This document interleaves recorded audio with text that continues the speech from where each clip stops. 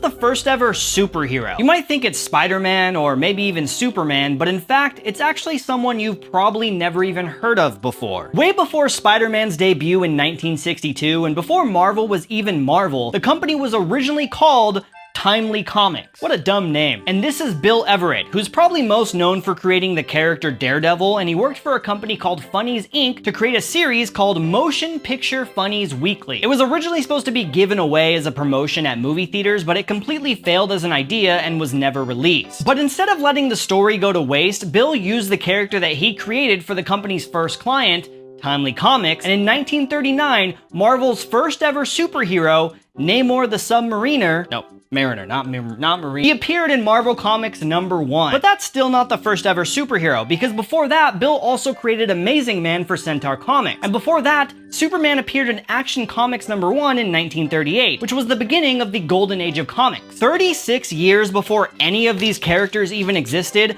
a man named W.H.D. Corner made a comic strip for the Chicago Tribune that only ran for 5 months. It was called Hugo Hercules. Hugo Hercules was a comic strip about a guy who would wander around town and help people using his super strength. And he even had a catchphrase where he would say, "just as easy," while holding up a car or something. And the Hugo Hercules comic was a complete failure. It only ran for a couple months and 17 strips, and no one even remembers poor Hugo. And despite being the first ever superhero, its creator became more well known for this painting because George Bush loved it so much that he kept it in the Oval Office during his presidency, and he used it as the cover of his memoir. Poor Hugo.